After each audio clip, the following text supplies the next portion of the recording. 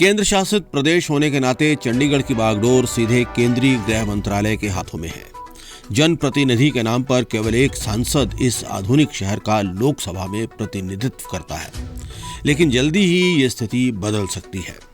आनंदपुर साहिब से कांग्रेस सांसद मनीष तिवारी द्वारा संसद में पेश किया गया प्राइवेट मेंबर बिल अगर पारित हो जाता है तो चंडीगढ़ को अपर हाउस यानी राज्यसभा में भी नुमाइंदगी हासिल हो जाएगी।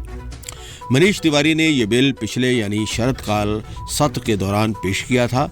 इस बिल में तिवारी ने संविधान की धारा 80 में संशोधन करने का प्रस्ताव किया था ताकि केंद्र शासित प्रदेश चंडीगढ़ से राज्यसभा का सदस्य चुना जा सके।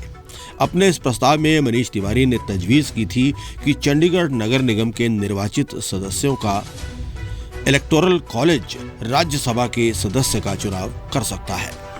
लोकसभा सचिवालय से प्राप्त जानकारी के मुताबिक 31 जनवरी से शुरू होने वाले बजट सत्र के दौरान इस बिल पर विचार हो सकता है। बजट सत्र 31 जनवरी से शुरू होकर 6 अप्रैल तक जारी रहेगा।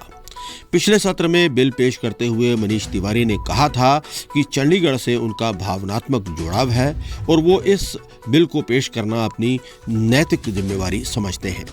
अब तक पंजाब से संसद में पहुंचते रहे मनीष तिवारी का चंडीगढ़ के साथ गहरा नाता है। तिवारी चंडीगढ़ में ही पले बड़े हैं। उनके पिता वीएन तिवारी पंजाब विश्वविद्यालय में प्रोफेसर थे, जबकि मां अमृत तिवारी पीजीआई में डायरेक्टर की पोस्ट से रिटायर हुई थी।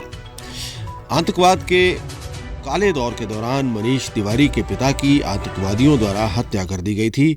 मनीष तिवारी ने अपने राजनीतिक कैरियर में सभी अहम उपलब्धियां भले ही चंडीगढ़ से बाहर रहते हुए हासिल की हों, लेकिन चंडीगढ़ से उनका नाता कभी नहीं टूटा। चंडीगढ़ से जुड़े मुद्दे वो हमेशा संसद में और अन्य सार्वजनिक मंचों पर उठाते रहे हैं। चाहे चंडीगढ़ की सबसे विशाल स्लम कॉलोनी को ध्वस्त करने का मुद्दा रहा हो या फिर यहाँ के बिजली वितरण को निजी हाथों में सौंपने का मसला, मनीष तिवारी सदा उन्हें लेकर मुखर रहे हैं।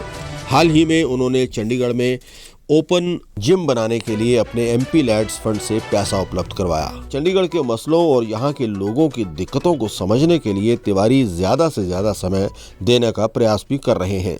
मनीष तिवारी के प्रयासों से अगर चंडीगढ़ को राज्यसभा में प्रतिनिधित्व मिलता है तो ये उनकी एक बेहद महत्वपूर्ण उपलब्धि होगी और चंडीगढ़ के प्रति उनका ये योगदान याद रखा जाएगा।